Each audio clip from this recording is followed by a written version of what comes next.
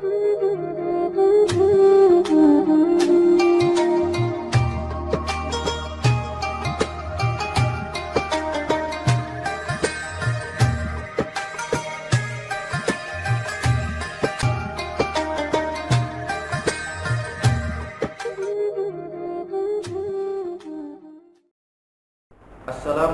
warahmatullahi wabarakatuh. Alhamdulillah wassalatu wassalamu ala Rasulillah Sayyidina Muhammad ibn Abdillah wa alihi wa sahbihi wa mawala wa la hawla wa la quwata illa billah, amma ba'd. Pemirsa dimanapun Anda berada, khususnya kepada anak-anakku, siswa-siswi SMP Negeri 1 Karanganyar Lamongan, mudah-mudahan selalu diberikan kesehatan oleh Allah, selalu di bawah perlindungannya, dan kita mendapatkan limpahan berkah dan karunia-Nya. Amin amin ya rabbal alamin. Pemirsa yang dirahmati oleh Allah, pada kesempatan kali ini kita masuk ke dalam pembahasan sholat. Sebagaimana kita tahu bahwasanya sholat ini adalah menjadi bagian daripada rukun Islam, sehingga semua umat Islam wajib menunaikan ibadah sholat ini. Nah, maka dalam kesempatan kali ini kita akan membahas ke dalam beberapa sub pembahasan mengenai ibadah sholat yang akan kita hadirkan pada kesempatan hari ini, yaitu meliputi yang pertama adalah tentang syarat sholat, kemudian yang kedua adalah tentang rukun-rukun sholat, yang ketiga hal-hal yang membatalkan sholat, dan yang keempat kesunahan-kesunahan di dalam sholat. Baik, memulai untuk pembahasan kita pada kesempatan kali ini, yaitu tentang syarat sholat. Perlu saya sampaikan di awal bahwasanya untuk syarat ini nanti akan terbagi menjadi dua. Yang pertama adalah syurutu wujubis sholati, atau syarat-syarat yang wajib, syarat-syarat di mana seorang itu nanti akan wajib melaksanakan ibadah sholat. Kemudian yang kedua adalah syurutun qabla dukhuli sholati, syarat-syarat yang harus dipenuhi sebelum kita masuk untuk melaksanakan ibadah sholat. Ya, ini ada bedanya nanti ya. Ya, untuk yang syarat yang pertama, yang dalam pengertian yang pertama tadi, yaitu syurutul wujubis sholati, syarat-syarat wajibnya sholat. Ini adalah manakala ya kita memiliki beberapa syarat yang ada di sini, berarti kita ini sudah diwajibkan untuk menjalankan ibadah sholat. Nah, dalam konteks ini adalah sholat fardu ya. Jadi sholat yang kita kerjakan dalam satu hari satu malam 5 waktu, ini adalah sholat yang wajib untuk kita laksanakan. Oke, langsung saja kita bacakan dari kitab Takrib Matan Abu Syuja. Bismillahirrahmanirrahim. Faslun wa syara'itu wujubis sholati salasatu asya'a. Fasal menjelaskan tentang syarat-syarat wajibnya sholat. Di sini diterangkan ada tiga syarat. Yang pertama al-Islam, yaitu harus beragama Islam. Jadi ibadah sholat ini hanya terkhusus bagi mereka yang beragama Islam. Mereka yang kafir tentu tidak berkewajiban untuk menunaikan sholat ini. Tetapi di sini diterangkan juga bahwasanya kafir itu nanti terbagi menjadi dua. Ada kafir asli dan ada kafir murtad. Ya, kalau kafir asli itu adalah memang dia sejak lahir itu dari lingkungan keluarga yang non muslim, ya, maka ketika dia masuk ke dalam agama Islam, ya, dia harus wajib melaksanakan ibadah sholat ini, ya, tetapi dia tidak berkeharusan untuk mengqadha sholatnya. Nah, itu nanti ada pembahasan namanya qadha sholat ya, menggantikan sholat. Nah, kemudian yang kedua itu ada yang namanya kafir murtad. Nah, jadi dulu awalnya dia itu Islam, ya, dia sudah menyandang status Islam sampai dia dewasa, kemudian tiba-tiba ada sesuatu yang menjadikan dia memutuskan untuk keluar dari agama Islam. Nah, berarti dia ini adalah kafir yang murtad. Nah, kafir yang murtad ini, ya, ketika nanti dia kembali lagi ke dalam agama Islam, seumpama nih, ya, dia murtad itu sampai 1 tahun. Nah, 1 tahun dia keluar dari Islam. Kemudian setelah setahun berlalu, dia kembali lagi ke dalam agama Islam ini. Nah, maka konsekuensinya bagi orang tersebut, dia harus mengqadha semua sholat dalam 1 tahun itu juga. Nah, ini makanya naudzubillah ya, jangan sampai kita ini keluar dari agama Islam ini, ya, karena luar biasa dampaknya. Di samping dosa besar pun juga kita akan sangat repot untuk wajib mengqadha sholat yang ditinggalkan dalam 1 tahun tadi itu. Ya, maka dia harus wajib mengganti sholatnya itu. Ya, 1 tahun penuh sholat 5 waktu itu semuanya harus diganti.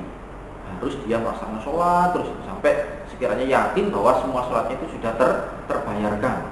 Nah, itu dampak atau konsekuensi dari mereka yang kafir murtad seperti itu. Itu kalau nanti kembali lagi ke dalam agama Islam. Baik, kemudian untuk yang syarat berikutnya wasani al-bulughu, yaitu balik. Nah, balik ini kalau diartikan ya bisa diartikan dengan dewasa ya. Tetapi kita harus tahu batasan daripada dewasa yang dimaksud di dalam syariat ini.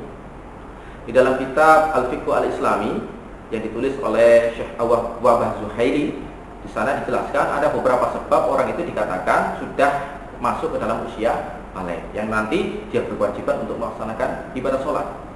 Nah, di antaranya itu ada 3. Yang pertama adalah manakala seseorang sudah usia 15 tahun, baik itu laki-laki maupun perempuan.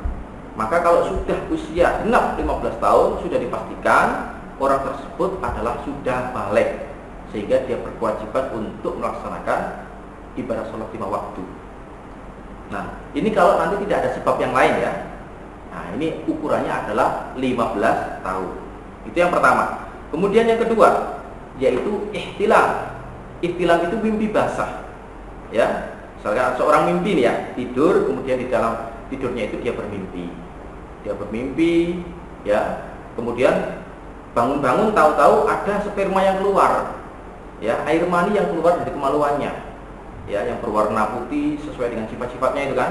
Jadi kan ada air sperma atau air mani itu kan beda tentunya dengan air seni ya kan. Nah, ini kalau dia sudah pernah mengalami itu meskipun belum 15 tahun, maka pada saat itulah dia sudah masuk di usia balik. Nah, itu yang kedua ya. Kemudian yang ketiga, nah yang kedua ini baik perempuan maupun laki-laki ya. Jadi berlaku bagi laki-laki maupun perempuan. Kemudian yang ketiga ini hanya terkhusus untuk perempuan saja, yaitu manakala sudah pernah mengalami menstruasi atau haid. Ya, meskipun dia belum usia 15 tahun, tapi kalau sudah mengalami menstruasi, berarti itu sudah menjadi tanda bahwa dirinya sudah masuk di usia balik. Dan di sini perlu kita tahu juga bahwasanya para ulama memberikan ketentuan. Seorang perempuan itu dikatakan mengalami haid itu minimalnya adalah pada saat berusia 9 tahun. Ya, jadi kalau ada seorang perempuan kok sebelum 9 tahun sudah pernah mengalami hal yang serupa dengan haid, maka sudah dipastikan itu bukanlah haid yang sesungguhnya. Karena haid itu datang secara alami, secara natural. Ya, minimalnya adalah umur 9 tahun. Seperti itu. Ya, itu adalah penanda seseorang itu bisa dikatakan balik. Kemudian syarat yang ketiga adalah wasalisu al-aqlu, memiliki akal yang sehat. Ya. Jadi kalau kita masih sadar, masih bisa memfungsikan akal kita sebagaimana fungsinya, berarti kita berkewajiban untuk melaksanakan ibadah sholat ini. Nah, ini untuk membedakan bagi mereka yang akalnya ini tidak sehat. Ya, misalkan mereka yang ODGJ, ya, atau karena sebab sakit yang parah kemudian sampai menghilangkan kesadaran akalnya, tentu bagi mereka yang seperti itu tidak berkewajiban untuk melakukan sholat. Ya, maka ini perlu kita ketahui. Selama kita memiliki akal yang sehat, meskipun tubuh kita ini sakit, meskipun kita dalam keadaan yang serba sulit, maka sholat ini wajib untuk harus selalu kita laksanakan. Ya, dalam keadaan apapun itu, selama akal kita masih bisa kita fungsikan, ya, meskipun kita dalam keadaan yang serba sulit, maka tetap kewajiban sholat itu tidak akan hilang. Kalau tidak mampu dengan cara berdiri, maka dia bisa melakukan sholat dengan cara duduk. Ya, kalau tidak mampu dengan cara duduk, maka dia bisa melakukan dengan cara tidur miring. Kalau dia tidak mampu melaksanakan sholat dengan cara tidur miring, maka dengan tidur terlentang. Kalau tidak bisa juga, maka dia bisa dengan cara mengkedip-kedipkan mata sambil membayangkan bahwa dia ini sedang melakukan sholat. Kemudian kalau tidak bisa sama sekali, cukup hatinya saja yang sholat. Ya, hatinya saja. Tetap wajib hukumnya dalam keadaan apapun, selama akal kita masih sadar dan sehat, itu untuk melaksanakan ibadah sholat 5 waktu ini. Baik, itu adalah syarat-syarat yang menjadikan seseorang itu wajib untuk melaksanakan ibadah sholat. Baik, kemudian syarat yang dalam pengertian yang kedua, yaitu syarat-syarat yang harus dipenuhi manakala seseorang itu hendak melaksanakan sholat fardu ini. Nah, di sini disebutkan wa syara'i'us sholati qabla dukhuli fiha khamsatu asya'a. Terdapat syarat-syarat sholat sebelum kita masuk menjalankan sholat itu ada 5 hal. Apa itu? Yang pertama, asyaratul awal thaharatul a'dha'i minal hadasi wa taharatun najsi, yaitu harus suci anggota tubuh kita dari hadas maupun dari najis. Ya, jadi sebelum kita melakukan sholat itu kita lihat dulu apakah ada najis di dalam tubuh kita. Ya, kalau masih ada najis maka wajib untuk kita bersihkan, harus kita sucikan dulu. Kita lihat apakah kita ini dalam keadaan suci atau berhadas. Nah, coba mungkin kalian masih sedikit asing ya dengan istilah hadas. Hadas itu adalah sesuatu yang menghalangi kita dari menjalankan keabsahan sholat. Nah, hadas itu bisa berupa apa? Keluarnya sesuatu dari jalan depan maupun jalan belakang. Ya, termasuk juga keluar angin atau kentut. Nah, ini juga termasuk daripada hadas. Nah, kalau kita dalam keadaan hadas, maka ya tentu kita wajib untuk mensucikan diri dari hadas. Dengan cara apa? Ya dengan cara berwudu. Ya.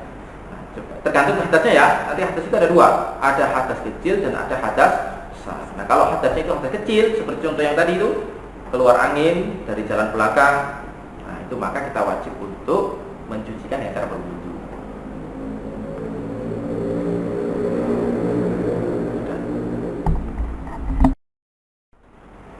Manakala hadas yang kita alami adalah hadas besar. Hadas besar ini misalkan ya, kita mengalami mimpi basah. Nah, ini tidak cukup dihilangkan dengan cara berwudu, tidak bisa. Ya, tapi dengan cara mandi besar atau mandi jinabat. Ya, ini yang nanti bisa menghilangkan hadas besar yang kita alami itu.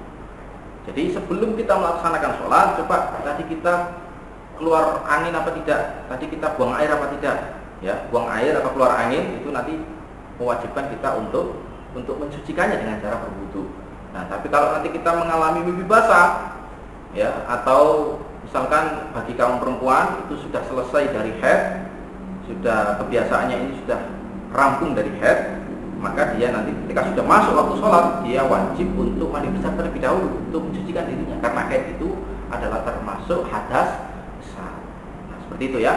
Jadi pertama harus suci dari hadas, baik hadas kecil maupun hadas besar. Dan yang kedua adalah harus suci dari najis. Nah, najis itu kan nanti juga ada pembagiannya. Nanti kita bahas secara tersendiri. Kemudian wasani satrul aurati bilibasin tahirin.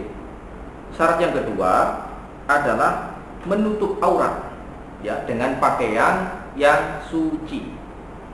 Ya, jadi kita tahu dari sini ya, bahwasan suci itu di samping badan kita suci dari najis, pakaian yang kita gunakan untuk sholat itu juga harus suci dari najis. Nah, aurat di sini memiliki ketentuan.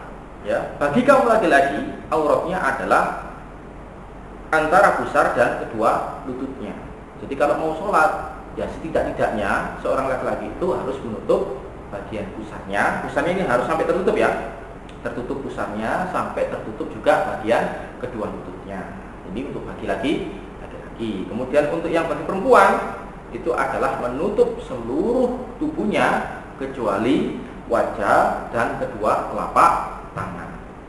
Dua telapak tangan ini termasuk ini ya, bagian luar dan bagian dalam. Ini tidak wajib sifatnya, jadi tidak harus ditutup.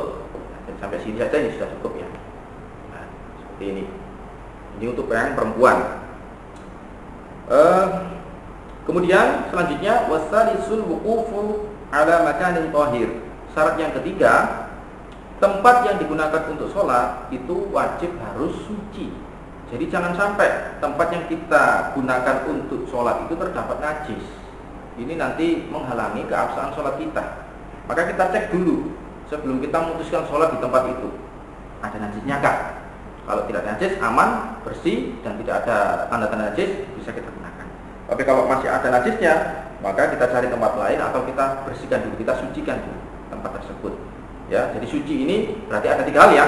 Yang pertama adalah suci dari badan kita dari najis, kemudian pakaian kita harus suci, juga tempat yang kita gunakan untuk sholat harus suci juga. Nah, kemudian ada yang bertanya kepada saya, Pak, kalau misalkan di situ ada najis Pak ya, kemudian saya ini bawa sajadah, lalu saya tetap sholat di situ karena ya memang saya terbiasa sholat itu di situ. Saya tahu di situ ada najis, tapi kemudian saya tutupi dengan sajadah yang saya bawa itu.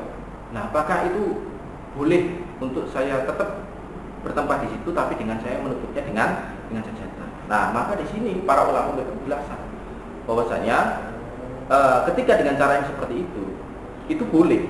Artinya yang dimaksud suci itu adalah tempat kita ini bersentuhan langsung dengan tubuh kita apa tidak.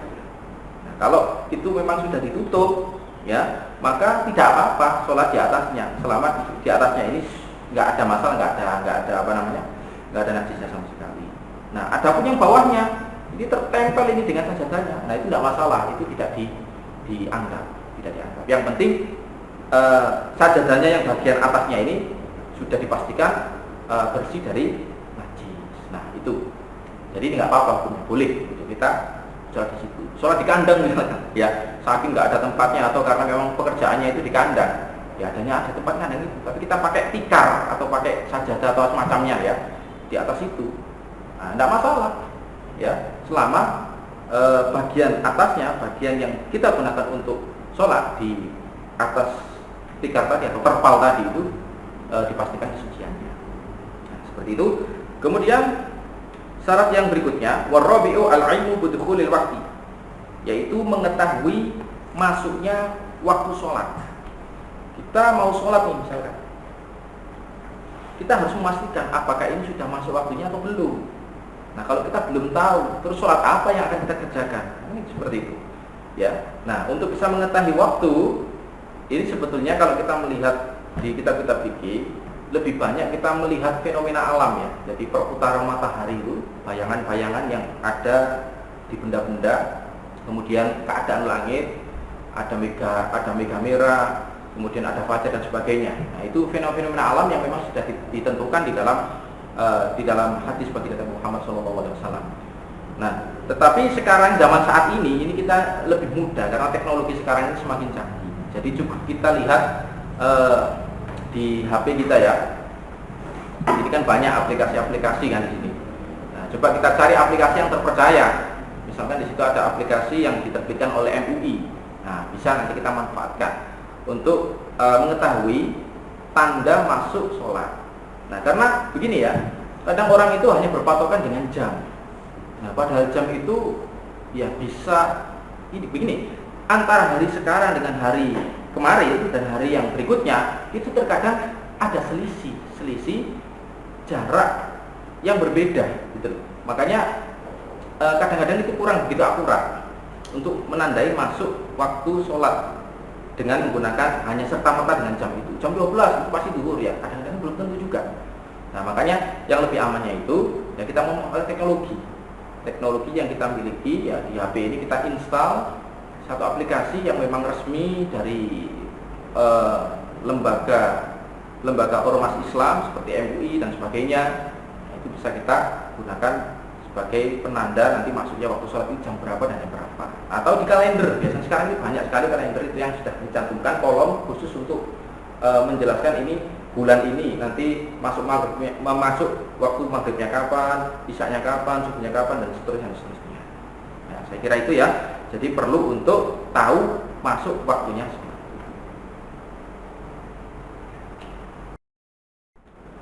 Pemirsa, anak-anakku, siswa-siswi SMP Negeri 1 Karanggendeng Lamongan yang dirahmati oleh Allah.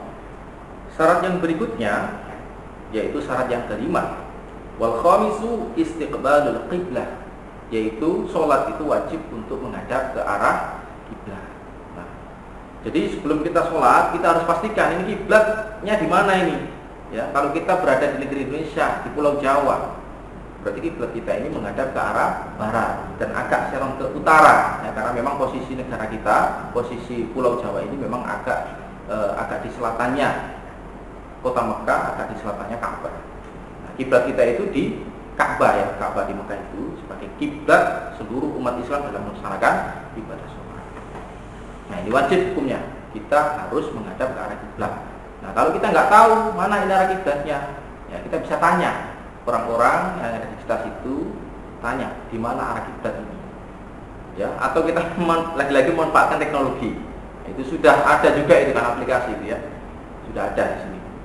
Coba dicek aja itu, banyak sekali insya Allah. Nah, untuk mengarah arah kiblat ini hukumnya adalah wajib. Nah kalau kita berada di tempat yang jauh dengan Ka'bah, dengan kota Mekah, ya, Jawa ini kan jauh sekali kan tentunya dengan Ka'bah, sekian ribu kilometer. Jadi kita kadang-kadang tidak bisa memastikan dengan akurat betul antara posisi kita berdiri, apakah ini betul-betul menghadap ke Ka'bahnya itu atau agak serong, itu kita nggak tahu kan. Nah di sini para ulama itu memberikan ketentuan. Kalau memang jaraknya itu sangat panjang, sangat jauh sekali, maka cukup dengan dugaan. Ya, dugaan kita kira-kira kiblatnya itu ke arah mana. Jadi nggak harus kita harus cari ilmu falaknya dulu, harus betul-betul melurusi dengan Ka'bah, itu tidak harus seperti itu. Jadi cukup dengan kita menghadap ke arah sekiranya dugaan kuat kita itu mengarah ke situ. Nah, itu berarti sudah. Tapi kalau dekat dengan Ka'bah, ya, seumpama jarak kita ini hanya 50 meter dengan Ka'bah, ya maka ya wajiblah kita harus melurusi dengan Ka'bah itu. Nah, ini ketentuan dari para ulama seperti itu. Bahkan kalau di dalam Imam Abu Hanifah ini lebih ringan lagi. Jadi cukup mengarah Ka'bah. Arah itu artinya nggak harus akurat. Kita harus menghadap ke barat, kemudian agak menjorok ke utara, tidak harus seperti itu. Yang penting arahnya saja. Oh, di situ, kiblatnya di situ. Melihat matahari sudah tahu. Oh, di sini ada arah barat, ada arah timur. Nah, itu boleh kalau di madzhab Imam Abu Hanifah. Ya, saya kira sementara itu dulu. Ya, mudah-mudahan apa yang kita sampaikan bisa memberikan tambahan ilmu dan manfaat untuk kita semua. Terima kasih atas segala perhatian dan saya akhiri. Wassalamualaikum warahmatullahi wabarakatuh.